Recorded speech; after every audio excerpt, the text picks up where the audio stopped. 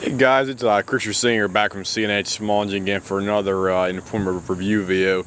This one is a real treat because what we have here is a quite rare machine around in this area. This is actually probably the second machine we actually seen of this type in probably about 7 years.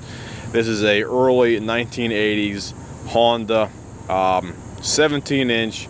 It has the early Honda flathead engine on it. This is not an overhead valve or a two-stroke or anything else like that. This is an early 1980s Honda flathead engine. It's a 17-inch cut, and it actually includes the bill control brake or blade brake, whatever you want to call it, even though the blade brake for all intents and purposes does not work, no longer out there for that. And this is the PDM version right here. I'll give you a close-up view of here what it is. It even has the old tag on the front end saying it's a HR17 right there, clearly marked, even though this thing's about, I think it's a 1981, but the guy who brought it over to me a couple days ago was claiming he bought it back in the early 80s, and it was only about a year old when he actually bought it. And the reason why he bought it was because he lives in a city down in Pittsburgh, and between the houses where he's located at on his street, they only have about a 2 or 3 foot swath between each house. Then you have your front yard, which is about 10 feet by about 6 feet, and this is basically perfectly maneuverable for the location where he's at, and that was the reasoning why he specifically bought this specific size at that time. And I'll give you a close-up the side view over here as well too. And there you go on the side of the deck right there for that. It says HR17, and also has another set of numbers right there. It says D as in dog, B as in boy, Honda Motor Company Limited, Japan. So this is made in Japan solely right there for that. And also has a unique fuel shutoff valve on them. On the side right there, you see the newer ones don't even have that on unless you get a high-end one, because the newer ones actually have it built right into the carburetor for that. Plus, this machine also has a fuel filter built into the inline on there as well too. So let me give you a picture of that, so I can get a better snapshot of it. There you go. There's a fuel filter right there. You see it is the bulbous white piece of equipment right there for that. And this one actually has the exhaust coming directly up out of the actual deck frame, whatever you want to call it, right there for that, and it goes straight up in front of the machine as opposed to be going to this left or side or right side on there as well too. So that's what it has on there for that. And the reason why this guy brought it over to me was because he claimed he took it to another shop. It's Penn Hills Rental, and I don't particularly like those people because Penn Hills Rental and Lauren Rental in my area, they tend to be really arrogant to some people out there, because I had a family friend. He wanted to work at one of those places because he lost his job at another place, and he said they're extremely arrogant, and basically he calls a spade, and he's a quite respectable gentleman himself.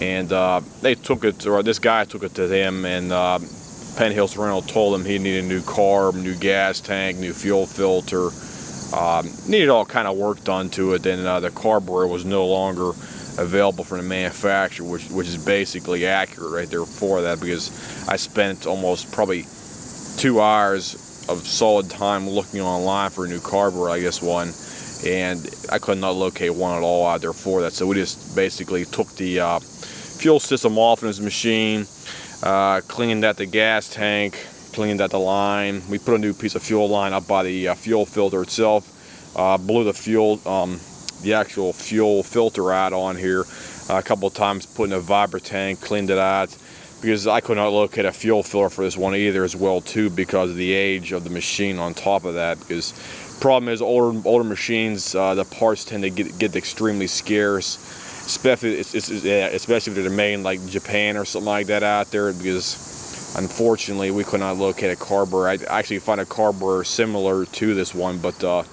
problem was it's like $130, and I'm simply not going to be spending $130 on a machine. It's 35, 36 some years old out there for that, so it's not really economical to repair for that specific problem. So what we did was we cleaned the carburetor, and we cleaned it out 3 times. Basically what I do over here is we do a 3-tier cleaning. We take it off, soak in some gasoline with like BG44K or Chevron Techron in a gallon tank, and do that for about a couple hours. And we take it out of there, we put in a hot carb soak tank with circulating fluid in it. Then after that we blow it out again for the 2nd time. Then the 3rd time we put it in a ultrasonic Jewelers tank for about an hour, and then take it out again, blow it out again. And that basically is I'd say about 98% guaranteed to basically solve most carb problems. There's always going to be about a 1 to 3% you're never going to be able to solve cleaning it out, but for all intents and purposes, 9 times out of 10, that will basically clean up and solve most problems for that. So I'll fire this thing up here for you guys. You can see this thing running. There is one thing I should mention on here. This thing, the bell control, or I should say the blade brake on here, it has to be engaged whenever you start it up, because the blade control mechanism, the actual blade brake underneath there is basically shot to piss. It's basically fried, and you try to start it up with the blade disengaged as it is right now on the handle, it simply will not start up properly, and it has to be engaged for it to work properly for that. So let me see if I can hold my camera here and at the same time and see this thing started here for that. So bear with me guys here while I do that. Okay. The reason why I got the air box off, you know, I probably forgot to mention that the air filter he got right here is basically a piss poor excuse for an air filter. It will not work, and that was one of the reasons why he brought it over to us here, because this air filter is way too thick, and he just basically stuck it on there and hoping it was going to solve the problem, because the original air filter was completely shot. It was basically disintegrated, and he also needed a new air filter for that as well too. So let me fire it up here for you guys. Okay, the handle up here, they have 3 notches on it. You got 1, 2, and 3. So you get 3 settings.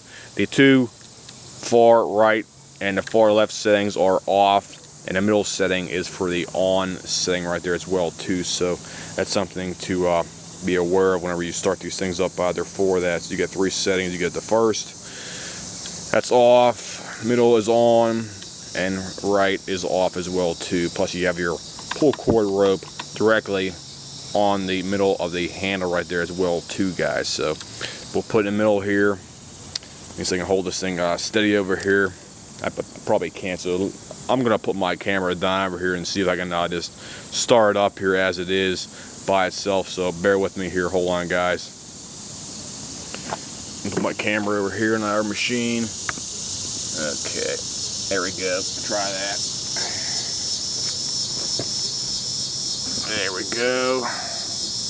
Hopefully this thing fired up here, guys. Okay, handles all the way down, all the way forwards.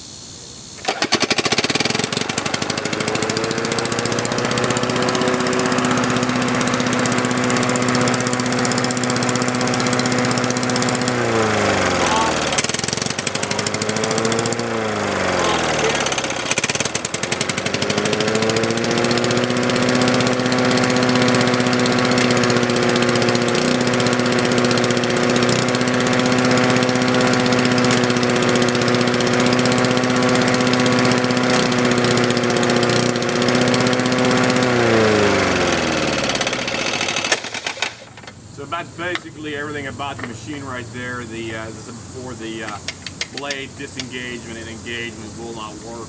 It basically, if you try to engage it right now, starting it up, it won't start. It's extremely tight on there. The only way to start it up is you have to put this thing down, push it forwards.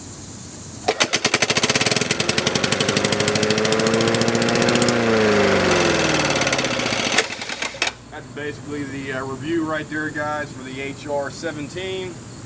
And if anybody has any comments, questions, whatnot about that machine, this stuff, feel free to leave me a message here, and I'll try to answer any questions you guys have about something like that. And have a nice day, guys. I'll see you.